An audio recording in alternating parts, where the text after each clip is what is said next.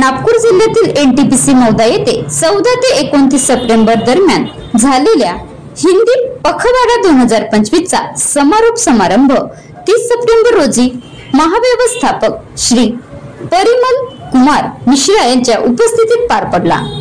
कार्यक्रम मानव संसाधन विभागाच्या अधिकृत भाषा विभागाने आयोजित केला होता।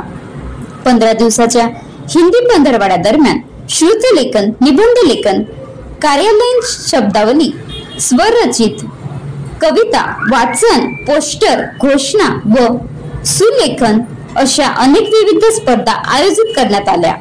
कर्मचारी, कंत्राटी कामगार, गृहिणी, शालेय विद्यार्थी, CISF चे जवान तसेच शहर अधिकृत भाषा अंमलबजावणी समितीच्या सदस्यांनी उत्साहाने भाग घेतला। विजेत्यांना बक्षिसे मिळाली तर सहभागींना सांत्वने बक्षिसे मिळाली। एक विशेष आकर्षण म्हणजे विनोदी कविता स्पर्धा, ज्यांचा सर्व रहिवाशांनी मनापासून आनंद घेतला आहे।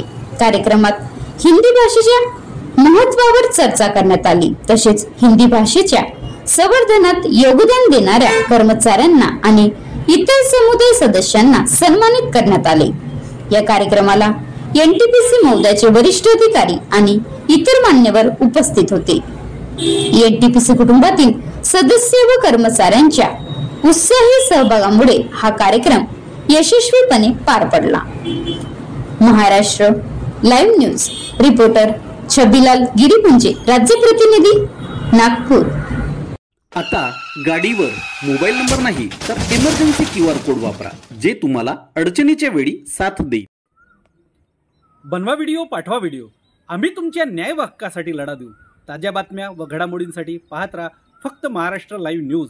आजच आमच्या चॅनलला सबस्क्राईब करा, शेअर करा, कमेंट करा आणि हो, बेल आयकॉन दबायला विसरू नका।